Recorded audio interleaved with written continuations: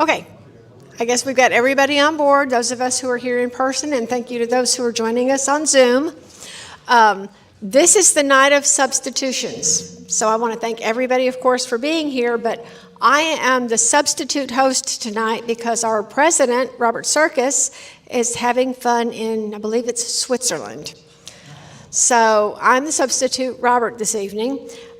It would be John Geromini, except that poor John is not feeling very well right now. I think he's on Zoom, so John, just continue to take care of yourself. We have a substitute treasurer. Robin is going to substitute for John this evening. So it's the night of substitutions. Again, I just wanted to thank everybody for coming and to recognize our officers. Right now, again, Robert Sirkis is out in Switzerland. John Geromini, who's on Zoom, is our treasurer. We have Monica Merritt, who is our secretary, busily taking notes back there on the computer. Our substitute treasurer again tonight is Robin. And then board members. Phil, are you still a board member? Okay. Robert Cargill, I believe you're a board member. Yes. Zach Smith is a board member. I think he's on Zoom this evening. And Bill Hall. I thought I saw you. Yes, Bill is another one of our board members. Those are the members of the executive board who work diligently to make the best decisions for this club as far as how we're going to spend money. And the big ones, of course, come in front of the club. But they make all those important decisions. So thank you very much for volunteering for us. We do have a raffle this evening. We've got 3 books up here. So if you want to purchase a raffle ticket, you've got one ticket for $1, 5 tickets for $3. So if you'd like to support the club in that way, go ahead and get your raffle tickets. Phil has those up front. All right, do we have any visitors here in the room this evening? Yes, do you want to stand up and introduce yourself? I just sit here. Dale Connor, how you doing? Dale Connor, how'd you hear about us? Internet, ask around. Very good, well, welcome very much. If you're interested in joining, Robin can help you tonight. This gentleman? Yeah, my name is David B. I joined tonight. I've been in photography for a long time and started shooting Milky Way quite a bit. And I thought, well, what better way to learn about stars than come to people who know about stars? So maybe you guys can help me figure out the next steps. Welcome, welcome. We do have a lot of people in our club who will help you with anything you need to know. I saw another hand. Yes. Relatively new member, joined in August, but this is the first meeting I've attended. Know Zach Smith, he got me to sign up for the club. I've been in astronomy my entire life, but recently got into astrophotography and wanted to learn more from other folks and share what I've learned as well. Perfect. Welcome, and thank you to all our visitors. Was there anybody I missed? Okay. We also have some new members who have joined since September. Let's see if I can find that handy-dandy list that John got me. Let's see how many of you are here this evening. Oscar Salazar. Okay, if you see these guys on Zoom, Chris, let me know. Jimmy Ship. There he is. Jimmy came out and helped us Saturday when we were working on the shed, so thank you, Jimmy. Jane Bonanno. Paul Jensen. Lonnie Griggs and his family. Okay. Dominika Borek. The family of Todd McCall. Okay, the family of Yerui Guo. I know I butchered that. So if you're here, correct me. Okay, and then Robert Chase, just joined within the last few days? Okay, so we've had I think that totals to 10 new members, if I'm not mistaken. So welcome to all of those new members, and anything you need to know, we've probably got people in the club who can answer your questions. A little bit of history for those of you who are new to the club. The Fort Worth Astronomical Society was founded in 1949, so that's 73 years ago, and it was founded by Charlie Mary Noble, and it was actually started as a young astronomers club, and then they founded the adult club because the parents were having so much fun, and that is what we sprang out of. Let's see. Currently, John has us at 166 members, so we are growing over the months. But one of the things to remember is that with so many different members in our club, we have people who are interested in everything. We have some who just like to sort of look at the night sky. We have some who are astrophotographers, and they take wonderful pictures. There are some of us who simply like to put our telescopes to the sky and see what's out there. There are some who do binocular viewing. So anything that you might be interested in, there is somebody in the club who has done that or is doing that, and they can answer your questions and help you, okay? That's one of the things I've always thought is wonderful about our club, and one of our strengths is all the different types of interests that we have. So whatever your interest is, you can join us, and there will be somebody to enjoy that hobby with you. Something to always remember, our club is a nonprofit organization. So anytime you'd like to make a donation, please just write that check out to Fort Worth Astronomical Society.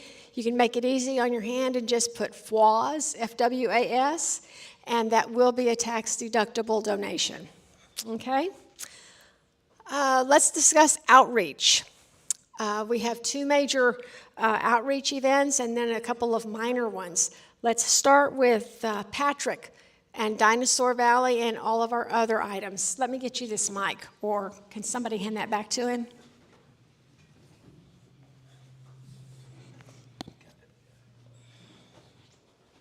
Or is it there? It is. Okay. Thank you. Okay, so can you hear me? Yes. Okay, so a couple of weeks ago, before we can get on to the star parties, on the 8th, Dinosaur Valley State Park had their 50th anniversary celebration, so they had several groups out there. We were invited. We'd set up a solar scope, did some solar viewing, talked about our club and other things, so they had a big crowd. They sent me a total number of about 3,850 people swung by, and they gave us a nice little plaque here if you guys want to check it out later. So thank you to all those who have helped this Saturday and also previous and future star parties. So for star parties, you got quite a few coming up. So this week we got one Friday at Montessori School in Fort Worth. Then on Saturday at Fort Richardson State Park for a Cub Scouts. I'll send more details about that on the e-group. Now, next week, we got on Tuesday, we got a star party at the Azle Public Library, so anybody up in that area, feel free to help out. We had a big crowd back in April when we did that.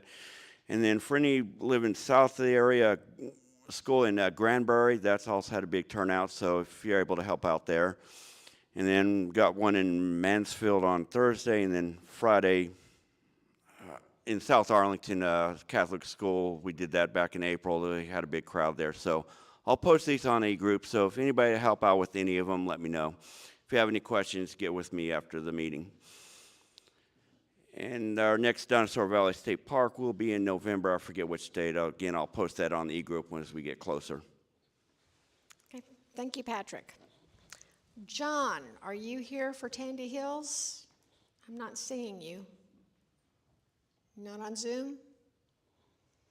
Okay, watch your emails for information on our next Tandy Hills party. I think we do still have one scheduled in November, and John McCrae is our coordinator on that. November 5th. Leave it to the outreach coordinator in general. Tandy Hills on November the 5th. And watch for more details from John on that. I didn't see Mark Smith. Am I missing him, or is he on Zoom? Okay. Mark Smith is our coordinator with Palo Pinto Mountains State Park. Some of you may have seen a couple of articles that have come out this week. The state parks are beginning to, the Texas state parks are beginning to publicize next year, because next year, 2023, is the 100th anniversary of the Texas state parks system. And they will be getting Palo Pinto Mountains State Park open next year, no matter what. And no matter what, they will get that park open. And right now, correct me, Tom, but I think it's like they're looking at next fall, late fall maybe, as far as their timing on their construction. There are several of us who are members of the Palo Pinto Mountains State Park Partners. And obviously, that's a group that helps to support the park and help them out as they're developing. It is composed of astronomers, bird watchers, equestrians. I think those are the three major groups that the park will be catering to. And so when they open, they will have an astronomy place where we can set up for star parties. It'll be next to their pavilion. It will have electricity. They will turn out the lights for us when we need that to happen.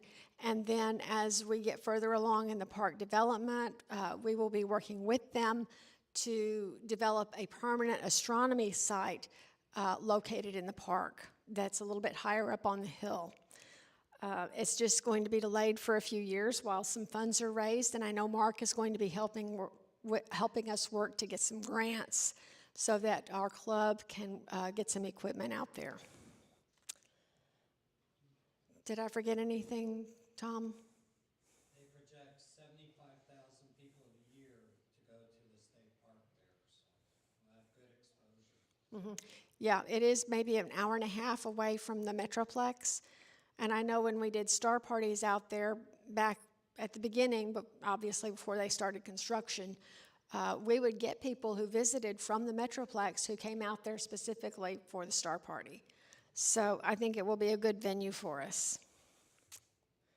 Okay, Rising Star Observing Area. For those of you who are new members, we do have a dark site that's available to club members. Directions and the code to the lock on the gate, that can be found on the iOS group. Those of you who are brand new members, all of that information will be found in your new members packet that you'll be getting so that you can sign in and get that information. If it's your first time out there, you'll probably want to meet somebody so that they can just sort of lead you out there. It's really fairly easy to get to because you can go straight down 20, get to Cross Plains, meet at the Dairy Queen, and head out there.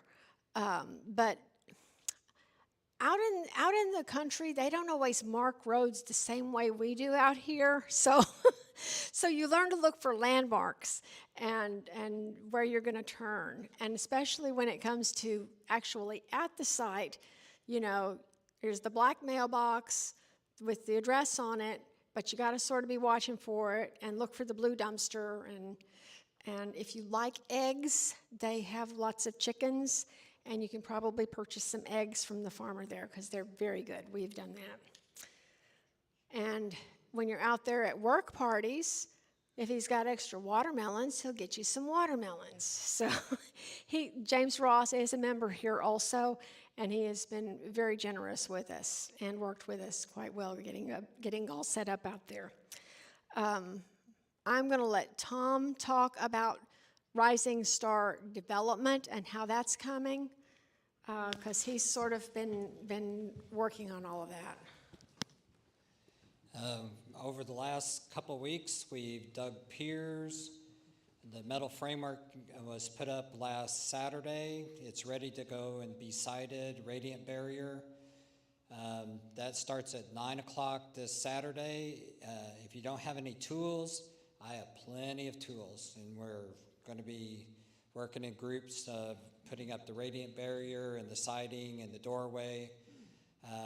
And then we're also going to, if we have time, prefab some modules to build a wheelchair ramp to get into the composting toilet and stuff.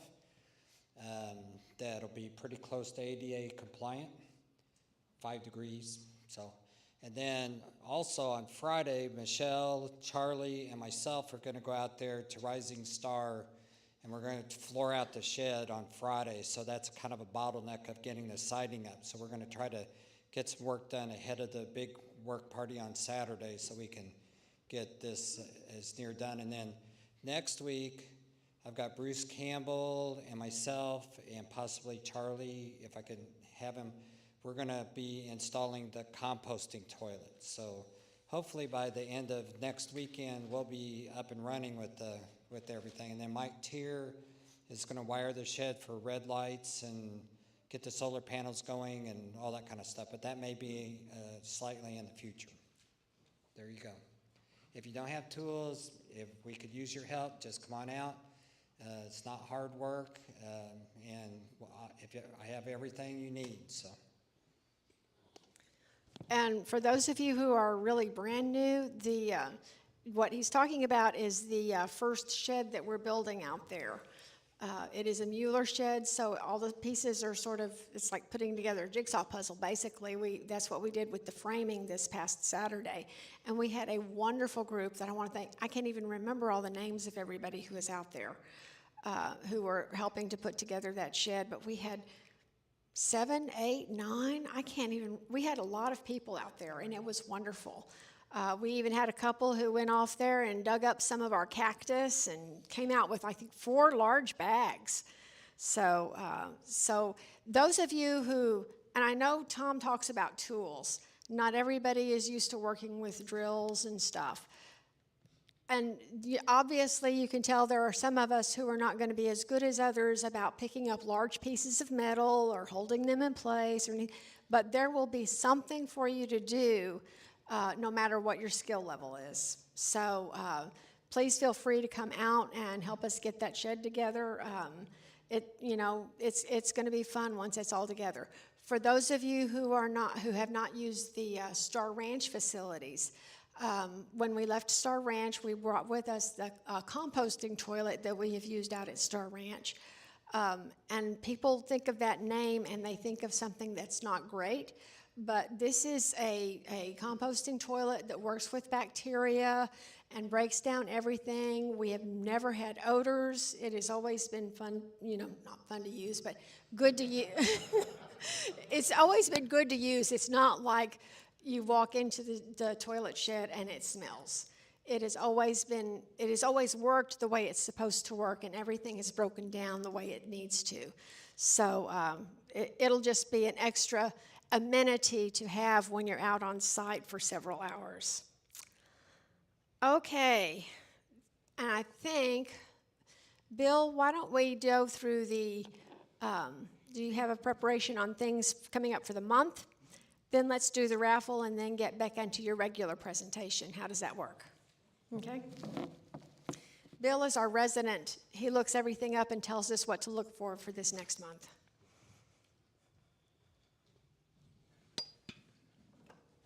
Thank you. All right.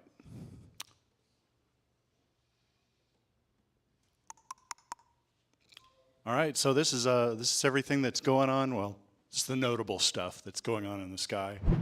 October 18th, tonight, until the next meeting. And actually, the next meeting is going to be the last meeting, thank you, is going to be the last meeting of 2022, so I'm going to be squeezing a couple of months in. If I have the chance to do the presentation next month, that I'll be squeezing in a couple of months before the swap meet. So, little credit where credit's due. This is Christopher Ashford's lovely picture of the Pleiades. Yeah, gotta love that. So, next slide, please. All right, so the Orionids meteor shower. So this is one. I think the Eta Aquarids is the other one. The Orionids is one of the showers that happens when the Earth passes through the trail of Halley's Comet. And this year, the peak is happening on Tuesday night, October 25th. It's not bad because it's 24-day-old moon. That means that it's, small, 12.4% illumination. The average peak, they measure this in ZHR, which is zenithal hourly rate. And it's basically when the meteor count, whatever the meteor count is, if the radiant were right up at the zenith. So that's sort of the baseline for how they do meteor counts for meteor showers. So the interesting thing about this year is that, there actually isn't anything interesting about this year. What it's saying here is that from 2006 through 2009, the peaks were actually pretty killer and like as good as like a good Perseids. And so you just never know what you're going to get. They're fast-moving meteors in the sky. So the thing about meteor showers is there's a few factors when it comes to the speed of meteors with a meteor shower. And sometimes you hear, oh, well, this meteor shower's got slow bolides or fast fireballs or whatever. It's these speeds, and it's like, okay, what's that all about? Well, one of the factors is, of course, the speed at which these particles are moving through space when they hit the Earth. Another one is, of course, the angle at which they're hitting the Earth and going in. Another one is when the Earth is rotating into the stream, you're adding the rotation of the Earth with incoming particles. You got fast particles that way. You got fast meteors that way. On the other side of that coin is that if you've got the Earth rotating away from it as it's entering the stream, well, it slows it down. It's all relative. So that's what the meteor speed thing is all about. And our radiant is right next to the club that Orion's mercilessly beating that poor little creature in his left hand there. So you've got the radiant up there, and that's where all the meteors seem to come from. So next slide. So the new moon. So the new moon's happening on, is that the same date as the last slide? Well, that's wrong. New moon, according to this, new moon is happening on Tuesday, October 25th. I guess I need a fact checker. So there's going to be a partial eclipse of the sun on this date. It's not going to be visible to us. It's going to be visible on the other side of the planet. It is. Thank you, fact checker. So the cool thing about a solar or a lunar eclipse is that there's a pretty good chance that 2 weeks later, there's going to be another eclipse. And that happens to be the case here. Spoiler alert. So next slide, please.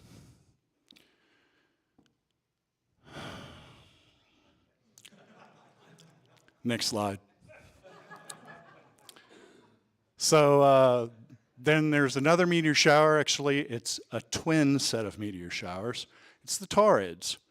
And so this is the southern Taurids meteor shower. It's because the radiant is down in the southern part of Taurus. So comet, the second periodic comet ever discovered, Encke's comet, is the source for this, and it's known for slow-moving fireballs. And the peak is happening on the night of Friday, November 4th, and it's kind of a dud. But there's a reason why I'm listing this, and it has to do with this in combination with the Northern Torrids Meteor Shower, Part 2, in a couple of slides. But, you know, yeah, 5 ZHR is not real impressive, but, and this year, we're talking about a 10-day-old moon. It's 4 days away from full moon, so, you know, the good thing is that if there are fireballs, they'll be bright, and they'll compete well with the moonlight. So, next slide. All right, so full moon is on Tuesday, November 8th. It's known as the Beaver's Moon. Once again, it's because in this case the beaver's preparation for the winter. Native Americans kind of make a big deal about these moons in this part of the year because it's preparation for winter. You know, when you're living off the land and having to pay attention to that sort of stuff, that it kind of becomes a big deal in your calendar. This picture of the moon is wonderful. This is Chris Mlodnicki. Chris took a picture of this. This is actually a mosaic, and this isn't even full resolution, but it's even as it is in its compressed state, it's actually a really great detail here. So. This is also with the club's 11-inch scope. So Ah. that's what it took to make it. There you go. All right, next slide. Okay, so 2 weeks later, the other side of the Earth, we've got a total eclipse going on, and it's going to be visible to North America. So we're going to see it. There have been a couple eclipses, lunar eclipses, recently. You know, in the past few years, that you know, it was happening as the sun was rising, which is a cool thing in itself. You've got this red moon going on that's setting like a sunset while the sun's actually rising to the east. So it's actually really cool. But we'll actually be able to see totality and actually the entire eclipse while the sun is not present. So the best details that I get when it comes to eclipses is a website called timeanddate.com. So it's a really good resource for, I mean, it's like an exceptional resource for eclipse information. So, this is an image of Jim Potts took just right before or near the totality in November of 2021. Beautiful red color. So next slide. All right, so we've got Uranus at opposition. So that's happening Wednesday, November 9th. So, you know, I mean, we're talking about what? I don't even know how many, 64 years or something goes around the, I don't even know how many, I don't know how long their year is. Their year is. I don't know how long its year is. But like Neptune, it's a tiny little dot in the sky. But if you've ever seen it before, you know what it is because it's that little blue-green disk, and it doesn't look like a star. And you definitely know that's it. So got a little black and white picture here I took with four of its moons. And little Miranda is just too close and gets lost in the glow. But yeah, if you've got a little size in your telescope, you might be able to pick out some of these. So next slide, please. Okay, part 2, the slide you've been waiting for. So this is the Northern Torrids. So this is the deal about this, and it's like every once in a while when you know, get a meteor shower coming through, and you've heard about it from a couple of the ones that I've done before, is that every once in a while, you know, people that are looking at this stuff, people that are tracking streams of meteors in space, can identify, to the best of their ability, what looks like a density in the stream. And in this case, what they've actually, you know, what researchers have seemed to identify is that there's a density of taurids that actually live in a 7-to-2 resonance with Jupiter as it orbits around the sun. And what that ends up yielding is every 7 years, we've got a little better meteor shower than normal. So the last two with like a really notable uptick with fireballs was 2008 and then 2015. So 2015 plus 7 is this year. So you just never know, but it's always worth looking, especially when they're talking about fireballs. And this one is at a 87.4% moon illumination, but fireballs. So, next slide, please. All right, so this is actually a picture that Christian Sensic. What is it? Did I do it? I did it. Took a Jupiter near opposition last month, and nice little bout of seeing when he picked this one up. So, as always, keep looking up. Lights.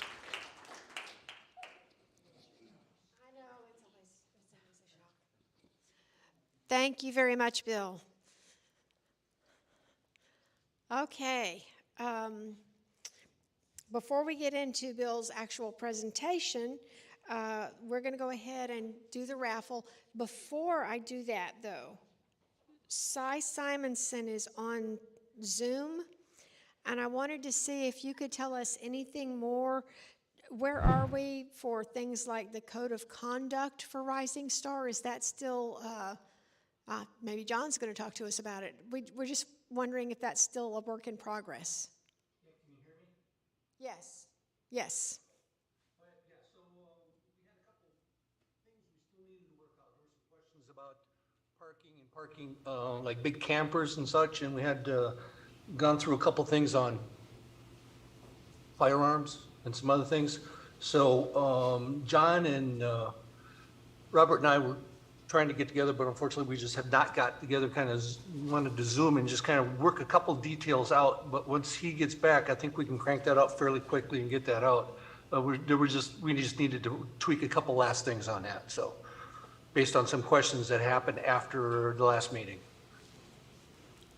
Okay, very good. Thank you. You were a little bit faint in here, but for everybody here in the room, especially those in the back, it is still a work in progress. They're still working on a couple of items to resolve those. When Robert gets back from Switzerland, he and John and Cy will get together and see if they can get all of that finalized for us. And as soon as that happens, I'm sure they'll have it available for us to sign online. Okay, let's go to the raffle. Today we have 3 books. Does everybody have raffle tickets? Who wants raffle tickets? Don't look at it as winning a prize. Look at it as contributing to the club in a fun way. Okay, 0312. Last 4 digits, 0312. Bill? Ah, Bill Williams, okay.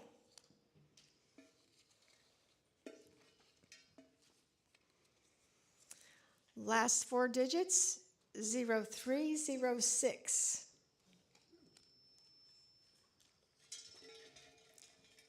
That's you, okay. 2 winners so far, good. Then we've got last 4 digits, 0290. David, very good. Okay, next time, hopefully Robert will be here, and I think he's the keeper of the prizes, so we'll have more stuff. Okay, Bill Hall, you get to hear from him again. But he has a very interesting presentation. I think they said when I saw an email that it is organization as it pertains to our craft. So it sounds like it'll be very interesting and helping us get everything together.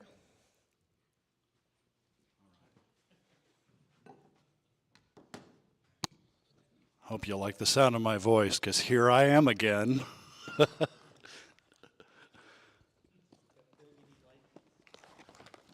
No, I don't. I'm good. So, we've got a couple of options for titles to this presentation, and it's basically all about organization. It's all about a way to do this that certainly gives you an edge on making this an enjoyable hobby.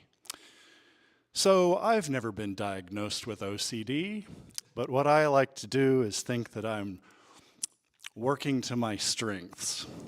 And so I'm a bit of a nut bar when it comes to being very particular about organization. And it's kind of a bit of a rabbit hole, so join me on my dive down into the dark, dark chasm of my madness. So, next slide. Anybody ever seen this before at a dark site? So, this speaks for itself. Next slide. Okay, so you know, in reference to the slide before and the pictures in the background here, you know, there's so many little moving parts with this thing. There's accessories, there's things that you swap out like eyepieces, there are things that are interchangeable. The systems can be complicated, and sometimes you gotta just get it all set up just so. Sometimes you gotta turn on components in the right order, or they won't talk to each other. You know, if the weather's hit or miss, and you're kind of waiting to see if the clouds are going to clear up, sometimes it's a quick exit to get to a dark site, and that doesn't leave a lot of time for packing. Whatever you're doing, whether it's observing or imaging, site's not always close to all that stuff you forgot to bring, so you can't just just drive back that 2 hours to pick up that thing that you lost, that one cable that makes it all work. And number 5, it's dark. So, you know, unless you're doing solar astronomy, basically everything we're doing is fumbling around in the dark. So the better organized you are, the less it's fumbling, and the more it's just enjoying. Next slide.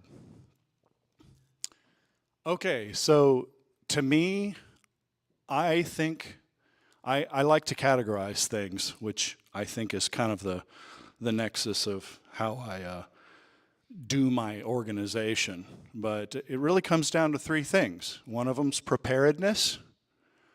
They beat that into me when I was a Boy Scout, and it's always been with me. The second thing is efficiency. And the third thing is protection. You know, if you're organized, how can it protect your gear? So next slide, please. So I call it modular compartmentalization. So this is step 1 into my madness here. I like kits.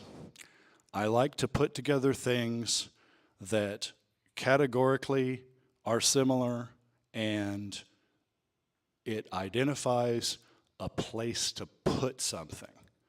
And if you've got a place to put something, then you know that that's always the place that it goes, and thusly, it's always the place you know where you can find it. Okay, so I've got two kits here. The left one is my imaging kit, and the left one is my, wow, the left one is my visual kit, and the right one is my imaging kit. So Rigid, if you're familiar with these, Home Depot sells them. They're amazing cases. They're interlockable, just like the Milwaukee kit to the right here. They're interlockable, and they're sealed. So I'm pretty sure it's like that with those. I know it's definitely like that with the Milwaukee ones. You can put them underwater. They actually have an O-ring around the top, and they're sealed, so it's protection. So these things are, you know, pretty popular in the construction world. I actually put pneumatic tires. I actually swapped out the tires. They had like hard tires on them. And I swapped them out for pneumatic tires so they could go over the terrain that you find in a place you want to put a telescope. And each one of these cases represents some category of the entire system. So aside from the telescope itself, and in the case of the imaging system, the tripod, everything in these cases is everything that I need to do either visual or imaging. And so with all this all consolidated in its place to go, packing is just a no-brainer. And that's really what I go for with myself. I got a lot of things spinning around in my head all the time. So as no-brainer as I can make things, the better, especially with those 5 elements that I talked about in the previous slide. Another thing with this, do I have a laser? Do I have a pointer? Is there a pointer here?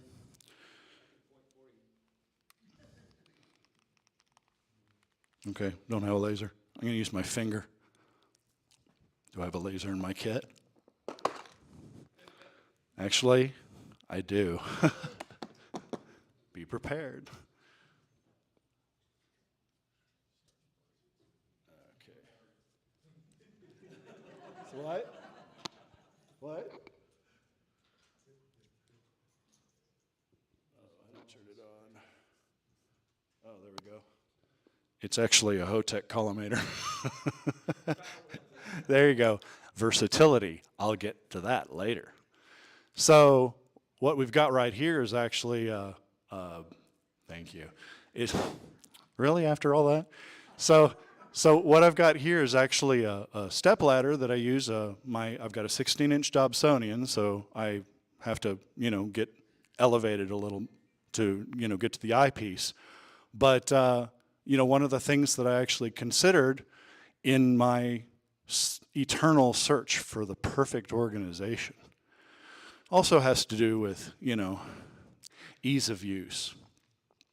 And one of the things that kind of annoyed me was the fact that even in my backyard, I had to make 3 trips to get everything out there. And I wanted to make it 2 trips. So I installed a couple of hooks on here and put a couple of eye bolts on the thing, and now it piggybacks it. So now I roll this one thing, and then I roll the telescope, and then I'm ready to go. So it saves a little bit of time, saves a little bit of effort. Next slide. Okay, so this is the insides of my visual kit. And by the way, everything that I'm saying here, this is stuff that works for me. And I figured that the best way to go is to do this little show and tell of how I organize. It may be insanely way overboard as far as freaky anal organization and maybe to the level of crazy or something like that. But maybe you might get something out of it and say, hey, that's actually a pretty good idea. Don't do that. Or get some sort of inspiration from how I actually approach it. So I've got a cabling case, so it's basically everything that has to do with that. You'll see these little purple bags here. So I got the, are we familiar?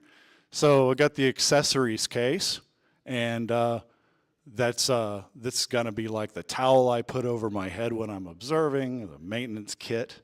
I'll get into maintenance kits later. This bag is actually a solar cover. The cabling case is obviously what that is.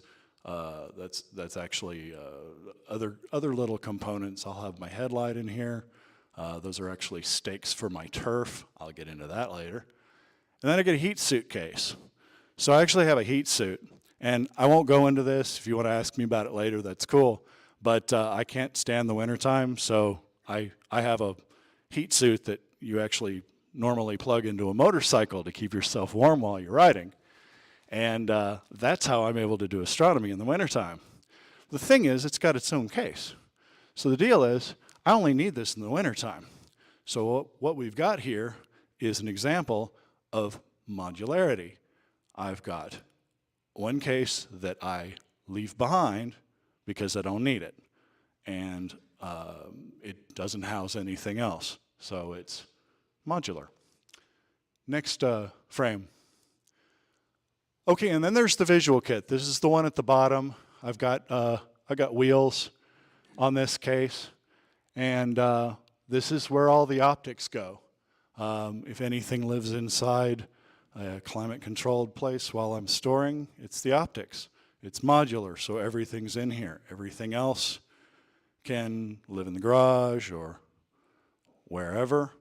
I've got a bino viewer in here, and these are all my filters, and these are all my eyepieces, and there's a diag and Barlow type thing. And I've seen people fumbling through a bag to get an eyepiece. It's like, oh, I want to see this object a little bit better. And they'll get another eyepiece, and they're like fumbling through a bag, and it's like, what are you doing? It's like, how do you know that these things are safe? These are optics. Number one, they cost money, and number two, it's so easy to damage them. And to actually have them in a case like this is, number one, you're storing it. And so these things are safe in storage and transport. But it's when you're in the dark and you've got this set up and it's just right there, and all you got to do is, with your red headlight on, you know where to go to when you want to swap out eyepieces. And it's not fumbling for stuff, which is what we're trying to avoid, is fumbling for stuff in the dark. Next slide. That's right. So the imaging kit. I've got 4 cases for the imaging kit. The bottom one is the mount. I actually spent a little bit of time. It's like, all right, I really like this Milwaukee case system. I got to figure out a way to fold this thing up and get it into this case, and I did. So that's all the stuff with a mount. I've got the computer case here, so my headlight, little blower, my lanyard, which I'll go into later, and my computer. And what I do with the computer is I have my backup computer. A couple of times, actually earlier this year at Rising Star, I started my imaging session. I was all ready to go. And it's right, George Lutch was right next to me, and he learned how much vocabulary I have. But the software, one of the main components of this, one of the main software programs decided that, well, I didn't tell you this, but your subscription is done. And it just rebooted to scratch. And I went into a panic for a minute, and I was like, oh, no, hold on. I've got a backup. I'm going to be all right. And it's saved the imaging session. It was 15 minutes, and I was barely skipped a step. The accessories case, same idea with the accessories case with the visual.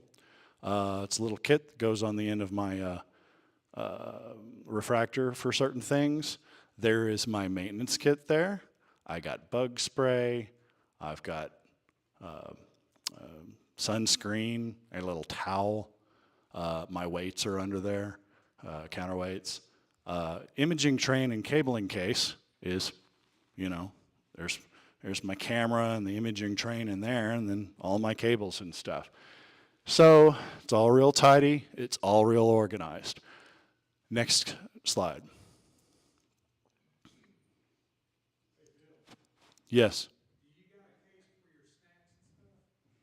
For my snacks? Yes, sir, I do. So this slide is brought to you by Crown Royal.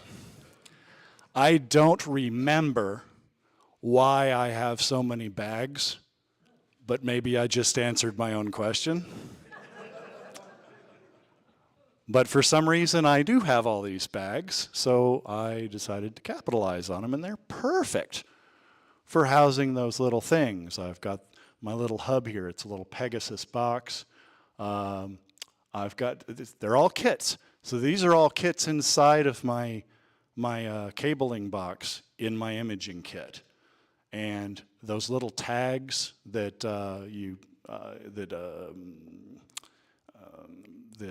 when you've got a box with keys that you hang, I guess the valet tags that you put on keys, little plastic things. That's what I've got here, and I can look at these labels and know exactly what's in the bag. So this is super handy, and they're not hard cases, so I can fit them in a case, and because they're soft, they'll just take shape to whatever, and it makes space more efficient in a case. Next slide.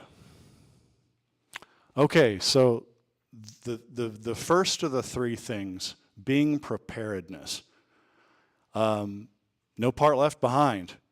The thing that I was talking about before, about storing it all in one place. And basically, it's being stored in the containers that you're going to take. There's no moving things around. There's no repacking stuff. It's all where it's supposed to go, and it's ready to go. It's like having a go bag. Everybody know what a go bag is? Like, it's the when you're what a go bag is. If you don't know what a go bag is, look it up. So checklists. Okay, so I'm not so much of a freak show about checklists. I used to be, and it's like, okay, maybe let's not go so crazy with it. Actually, because the store in one place system works so well, I don't need checklists. And on every trip, if I come across something that I'm like, oh man, boy, I wish I had that thing, or this thing's giving me trouble, or something like that, I make a checklist that's an evaluation of how I could make things better, something that I could add to my kit that's going to actually make a more enjoyable experience.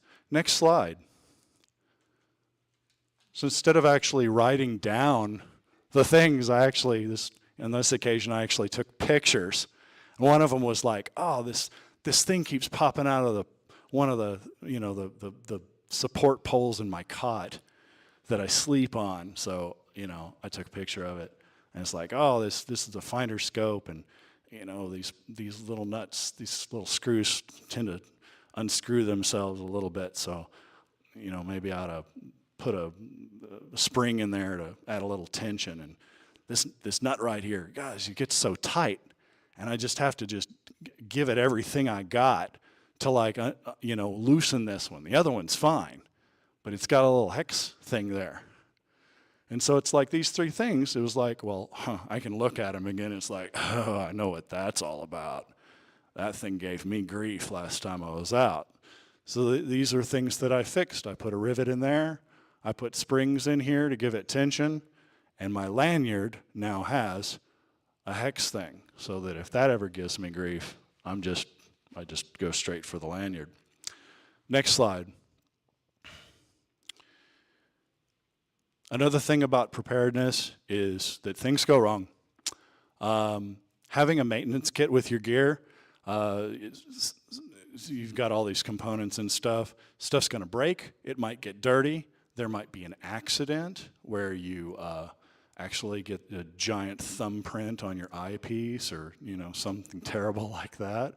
And having that maintenance kit really helps. And I've actually got my maintenance kits here in case anybody wants to look at them after the presentation. The contents of the maintenance kit is the result of the evaluation thing. It's like, dang, I wish I had that. I wish I had that in my maintenance kit, and next time I go out, by golly, it's in there. I come home, I unpack, and then I look at my list, and I just add it.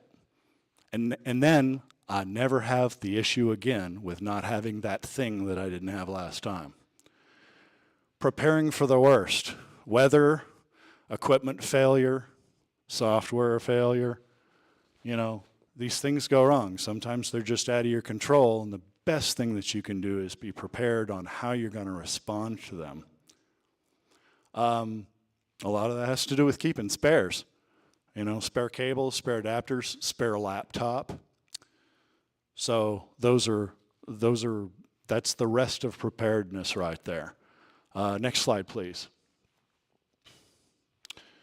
So these are my maintenance kits. I played drums, and I was in a band, and I had put together a maintenance kit for my drum set, and it was freakishly organized thing. It had labels on it. I have a labeler. I don't have a label on my labeler that says labeler, but I love this thing. So, yeah, it was, and he was, it was the lead singer, and he was like, "Wow, Bill, organized much?" I was like, "Yeah." Tell you what, though, when your mic stand breaks, you're going to be coming to me, bruh. So that is my visual kit, and this is my imaging kit. It's actually a little bit smaller, which is interesting. It's one of those. It's like a eyepiece thing that they ship them in. You screw it, unscrew it, and you've just got this cylinder, and it's great. I mean, I've got Band-Aids, I've got Advil, I've got Neosporin, I've got Benadryl stick, I've got tools, I've got things for a thing that can happen, and then I've got cleaning things. And, in everything that I've got, there's always a little baggie of desiccant. So, yeah, this is a result of evaluation here, and having the lanyard.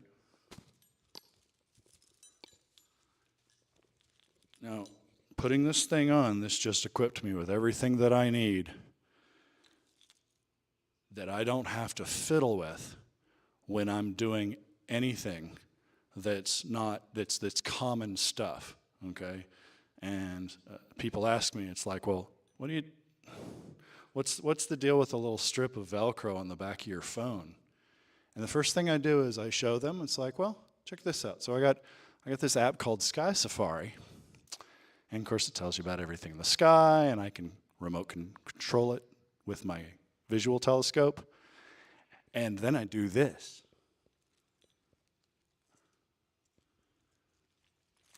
And now it's hands-free. So while I'm looking in the eyepiece at a thing, I can just reach down here and I can look up the object and read about it while I'm looking at it in the eyepiece. or when I'm imaging, well, I've just got my information right here as far as where I want to go or what I need to set up or whatever. Super handy. It's making things hands-free. The other thing I got on here is a bottle opener. It's actually, if you can see it, it's a little Starship Enterprise bottle opener. It's awesome. And a couple of the most common hex keys. Got a couple Allen keys on here, and then this is actually the handle component of a screwdriver that actually has, stick it in, and I've got slot, and I've got Phillips. So that covers my bases as far as all those things that I need to have handy, that I don't have to go back to the kit. So next slide. So the last bit of preparedness, even though I said that the last one was the last bit of preparedness, it's make it a joy. I don't like to just go out there and do astronomy. I like to go out there and do astronomy and be cozy. I like to spoil myself. I like to enjoy what I'm doing as much as I can not make it work. As much as it doesn't feel like work, the better I'm going to enjoy this. So, creature comforts. In the summertime, I have a turf that goes underneath the telescope, and maybe not so much anymore with Rising Star, but in my backyard it's a little safer, except for the odd baby copperhead snake. But I'll wear flip-flops or just go barefoot in the summertime on this turf, and it's just nice. I've got all sorts of things, and when you see some of the pictures of my rig when it's set up, you're going to understand that what I've done is I've set myself up to just spoil myself while I'm experiencing astronomy. Misery prevention, bug spray, sunscreen, stuff like that, and unpack at the site with accessibility in mind. So remember, everything that we're doing is in the dark. So actually having stuff laid out to where, okay, I want to trade out my eyepieces. This is the case that I go to. It's right here. I know exactly where it is. Oh, I want another beer. My cooler's over here. Everything is all set. Bottle opener. Next slide. All right, so this is my observing rig, and that is the rug that I'm talking about. This is in my backyard. This is like a 12 by 16 piece of turf, and I actually have it marked. Come on, bro. I actually have it marked here where the where the base goes. And this is my high chair, so I can sit there and look at something for a long time. There's my stool, there's my little towel. I've got my cases set up in a little arc here. There's my eyepieces. There are all my filters.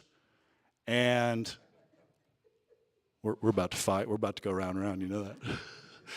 And this is my maintenance kit, and those are the wheels that get it out there. Oh, and by the way, that right there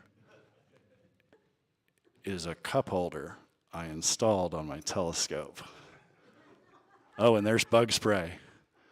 So yeah, this is I take my sandals off and I walk around barefoot on that, and I just love the night. It's great. I spoil myself rotten with it. It's true. So all sorts of little nuggets in here. Aside from what I talked about, that hand controller right there. So there's this little a label or something that's up there. I affixed Velcro to it, and then I put Velcro on the back of my hand controller. And I slap that thing up there so that when I'm looking at my eyepiece, I got my hand controller right here. I don't have to reach down to that terrible holder that Orion has down here. I've got another strip of Velcro over here if I want to put my phone there.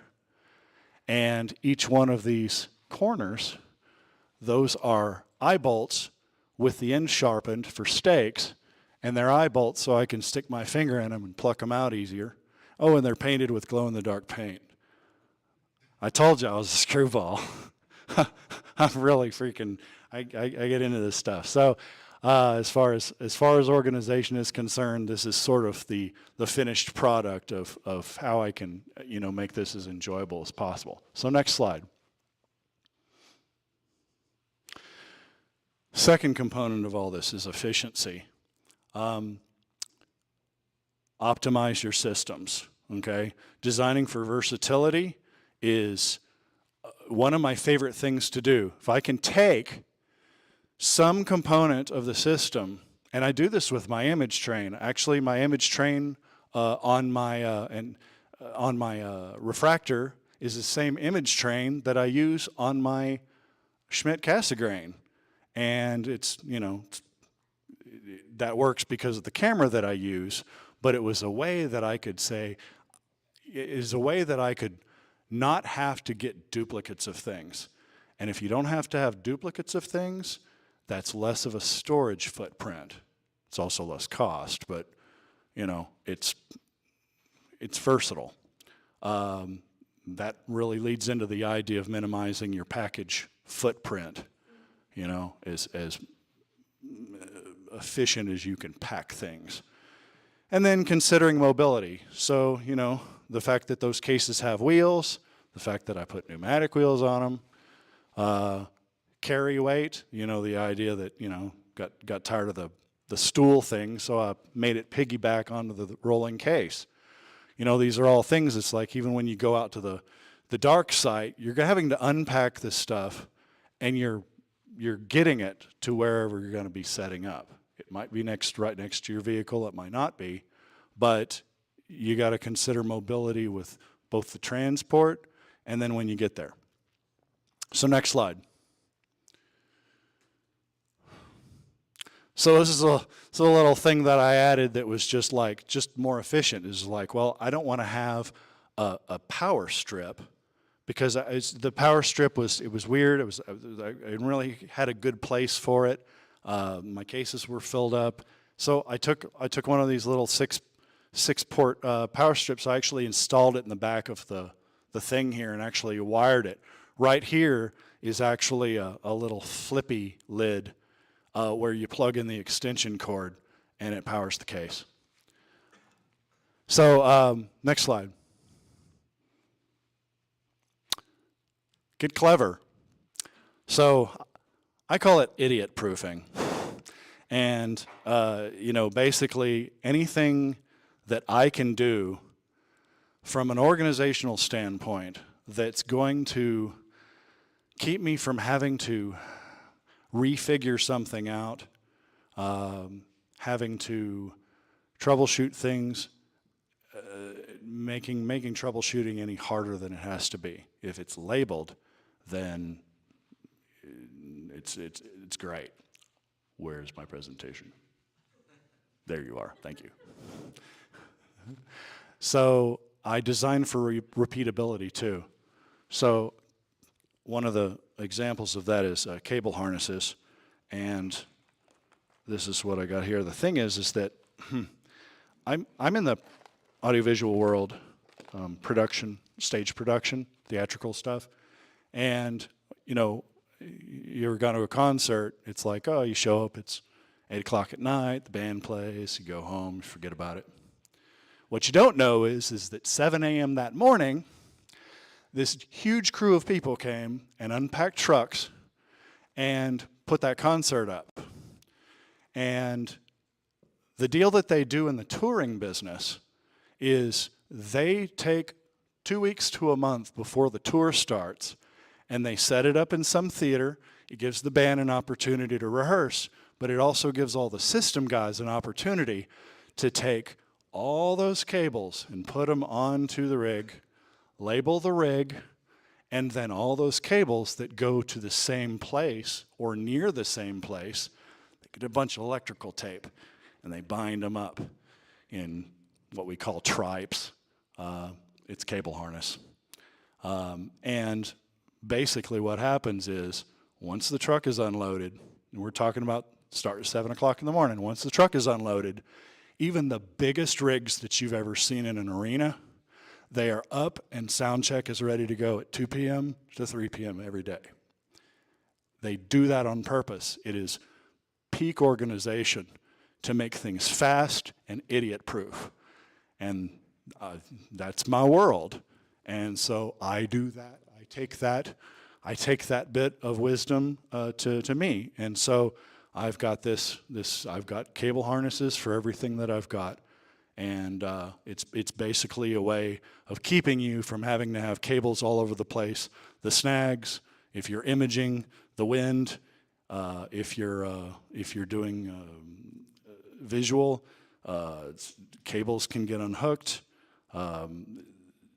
This just saves the day when it comes to making things as simple as possible and clean, so that you're not complicating the rig with potential hazards like things getting unplugged or cables getting snagged.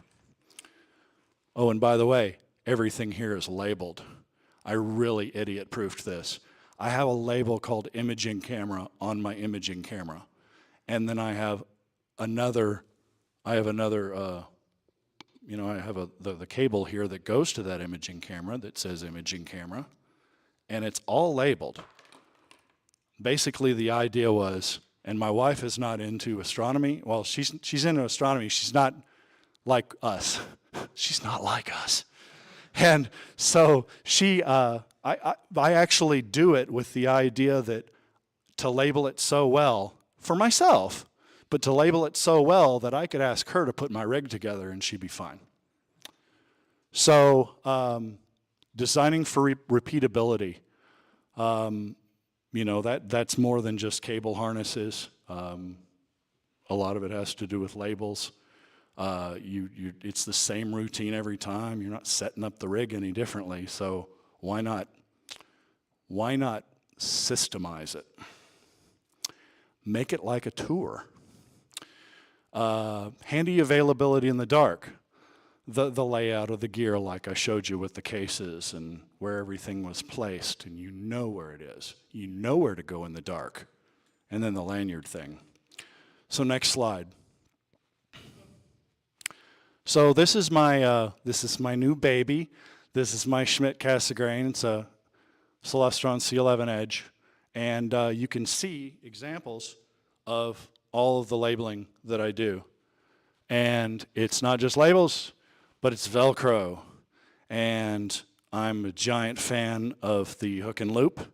And you see that everything is meticulously, and remember, I'm the crazy one, so you don't have to go this far, but if you get some good ideas out of this, that's great.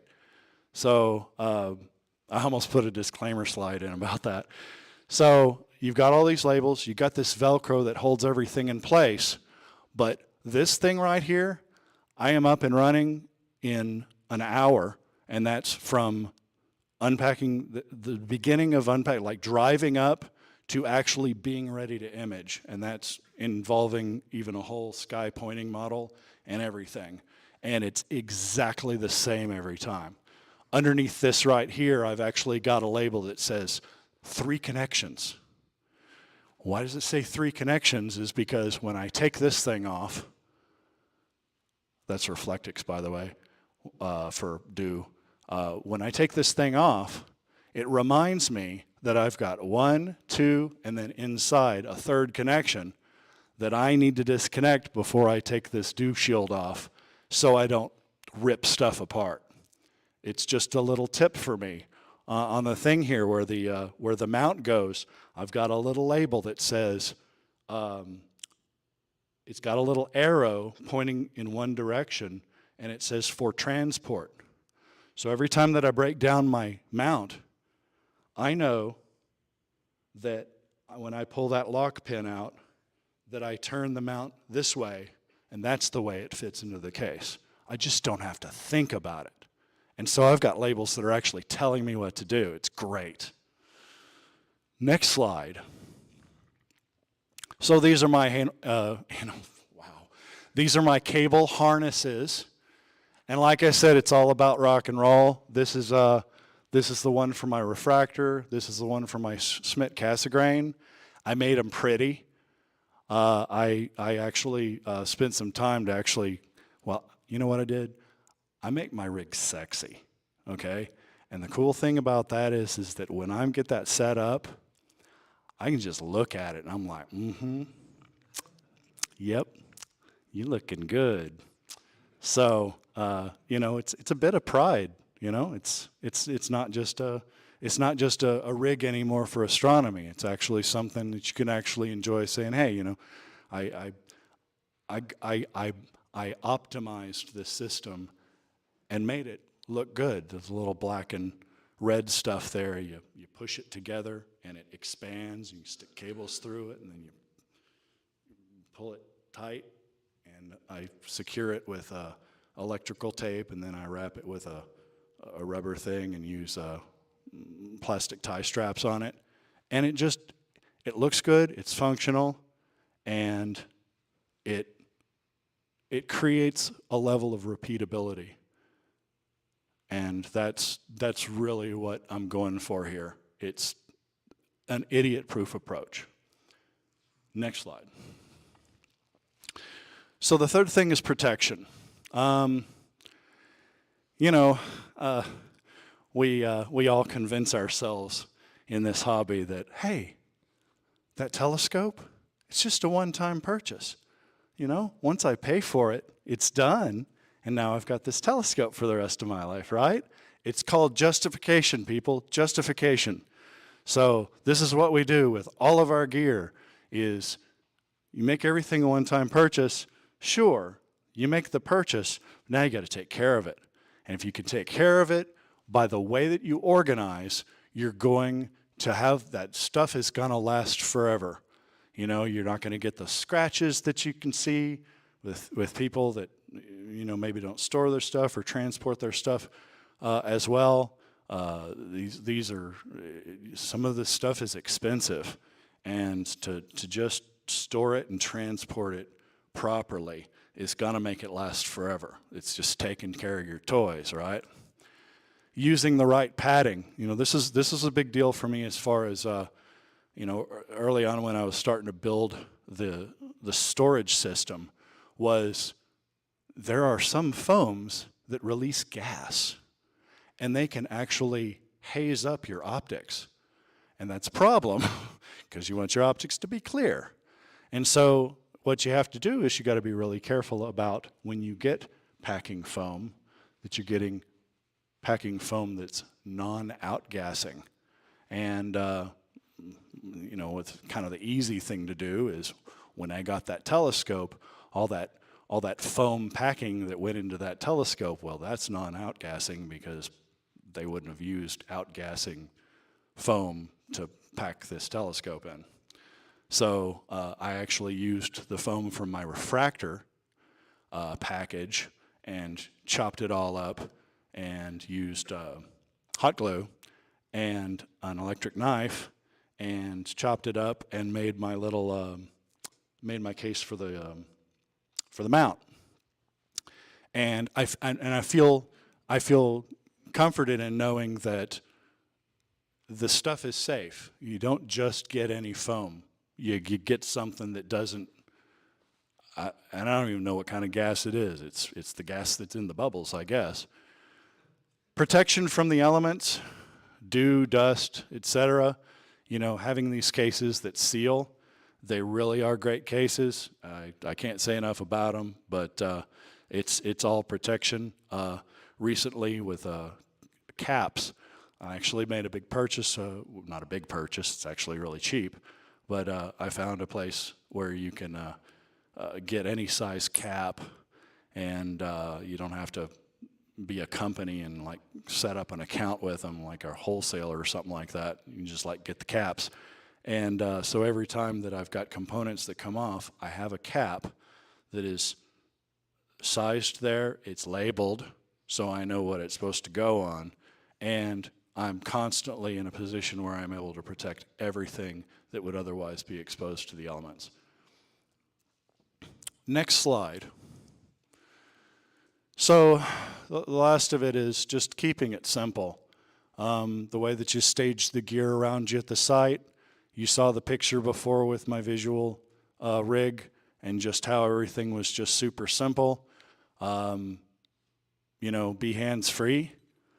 This is, you know, when you don't want to have hands full when you're handling optics. If you're dealing with an image train, you're dealing with some eyepieces, it's the last thing you want to do is be fumbling with that stuff. And, you know, keeping the optics safe when not in use, just simply with just a case that's got the foam in it, and it's just protected with caps and all that. So a lot of this is sort of a reiteration of things that it's all tied together. The idea of organization and the whole approach to organization is all tied together. So next slide. So here is my refractor imaging rig, and this was out at Star Ranch. Rest in peace. And I've got my little cot tent here, and I've got my little cooler, and I actually sit on one of the cases, and I've got it's all just laid out. I've got everything I need. This is obviously the morning after because I have my cereal here, and I'm shooting flats. But you know, this is an example of just that same thing like with the visual rig, where it's just, you know, I've got everything laid out just so, and then I just don't have to think about it, and I can just sit and enjoy, and just have my night. So that's it. Any questions? Any questions? The what? In my belly. The Crown Royal bags were actually in my, they're in the cabling case that actually shares the same case with my imaging train. Well, that's where most of the bags are. I use the bags in a lot of the cases. I have a bag that I've got a red pair of goggles to kind of save your night vision. I have a red pair of goggles that go into one, and I have one of the solar covers. Telegizmos makes those solar covers and stuff. I can fold it up and get it in one of those Crown Royal bags.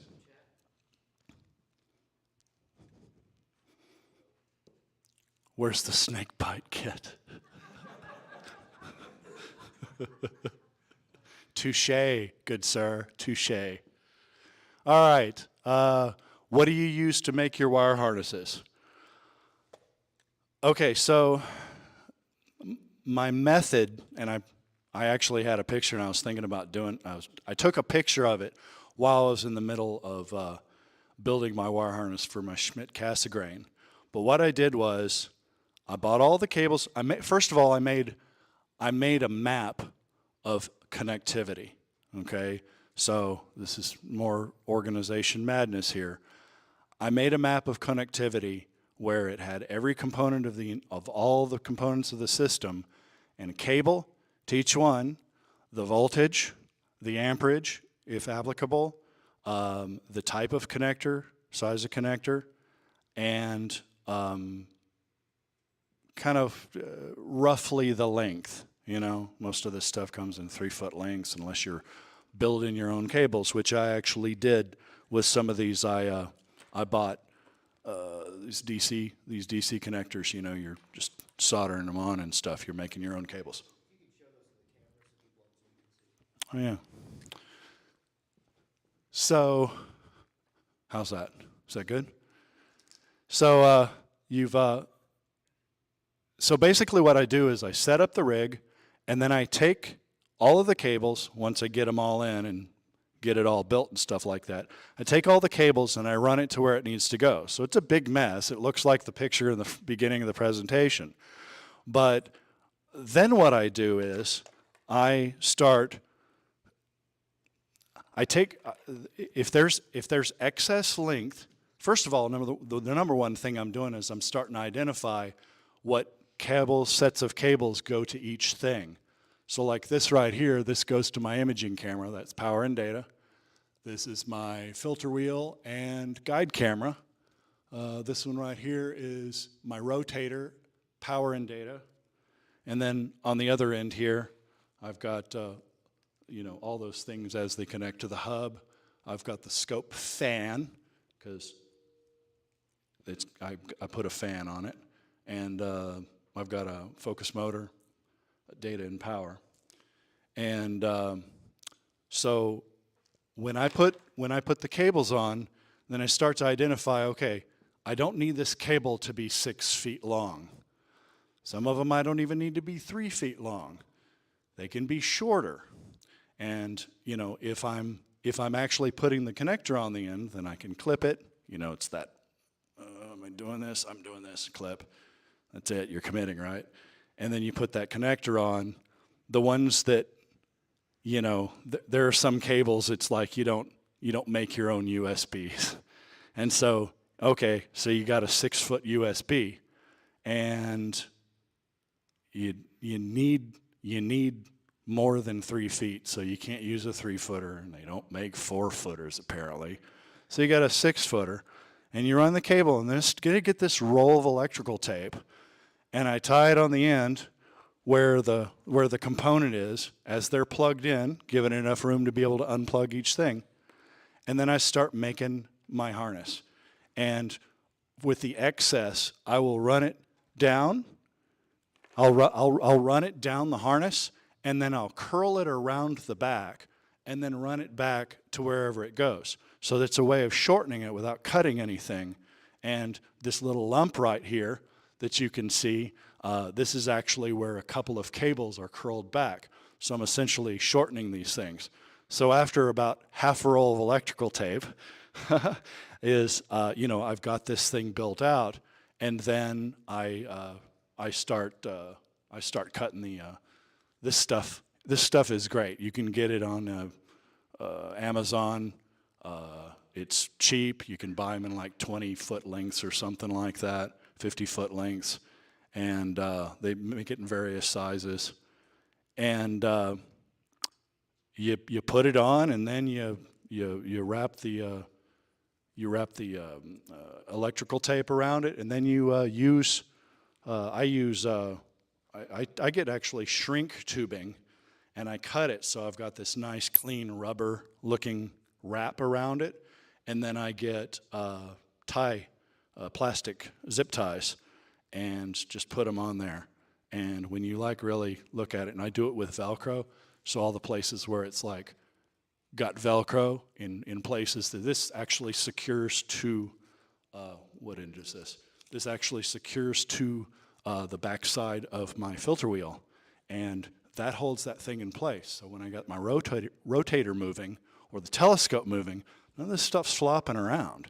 It's secure, but because I checked to the limits of all motion and stuff like that when I put the cabling together, it allows for full motion, and it's not a problem.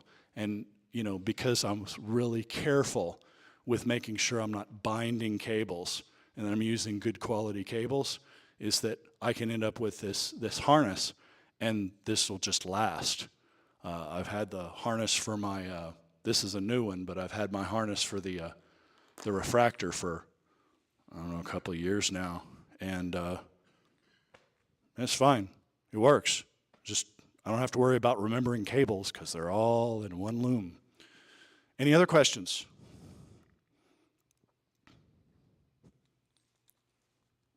All right. Thank you.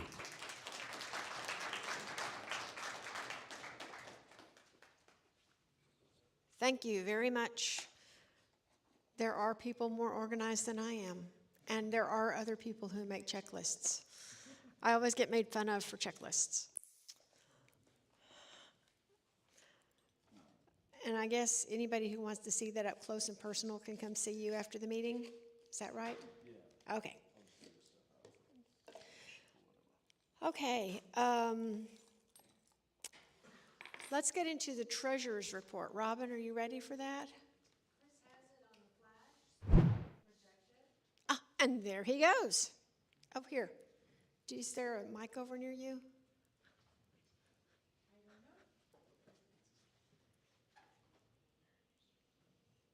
It's almost there.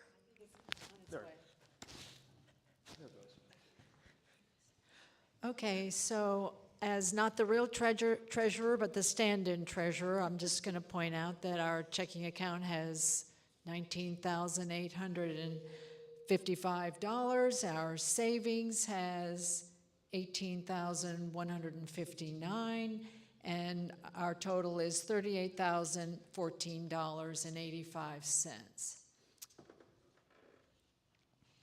You can see our major transactions, our cybersecurity from Verizon, $750. I'm not quite sure why that says deposited into savings. Maybe if John, if you're online, you can jump in and explain. That doesn't look like it was paid out. Yes? Yes, we can hear you, John. All of the expenses for Rising Star are supposed to come out of savings, but they're being acquired through a debit card that comes out of checking. That's clear. Okay, so our Rising Star project, which is getting the site set up for viewing, clearing our way for the entry, and creating our shed for the composting toilet. The budget was $5,000, and so far we have spent $4,750. And on membership, as Michelle mentioned earlier, we have 166 members, indicating 159 paid, 7 non-paying, which are some honorary and lifetime memberships we have granted. And then he lists our new members, and I think there are 11 or 12 individuals or families listed there. And then below that is the graph showing the membership and how it's changed over the months. And then his activities, he's processed 10 new members. I took money today from one of the new members. He's balanced the registers for savings and checking and created budget and expenses for the Rising Star project. And then future activities, change the method of memberships from 6 months to 12 months, and look further into Google Apps for nonprofit organizations. And that's it. If there are any questions, John is on Zoom, so he can address those. Any questions from the membership?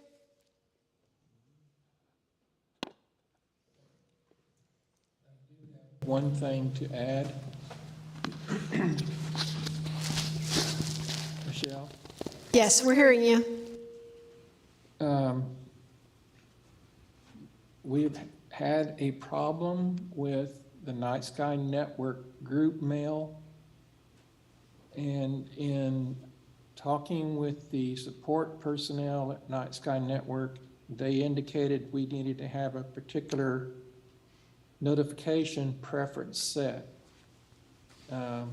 That notification preference has been changed for everyone. I think there were 25 people that did not have it set to the manner in which it would allow that person to receive a group mail, such as the announcement for the monthly meeting and that was the reason they weren't receiving those. So everybody has had theirs set so that they should receive those. What I need to have is feedback from anybody that did not receive the notification for this meeting that was sent yesterday at 10:12 p.m. So if you did not receive a message from Night Sky Network at that time, then I need to do some more research as to why that's still occurring. You can just email me on e-group or telepathically or however. That's all unless somebody else has a question. And that announcement, because some people are simpler than others when it comes to technology, may not say Night Sky Network, it may not say NSN. Mine comes through as Fort Worth Astronomical Society. So that might be something to look for. It won't be the same as our iOS group. Mine says Fort Worth Astronomical Society, and that's how I know it's coming from the Night Sky Network. So look for that and let John know if you did not receive this meeting notice. Cy, you might be the one to ask this question if you're still on. Do we have any update on the bylaws changes?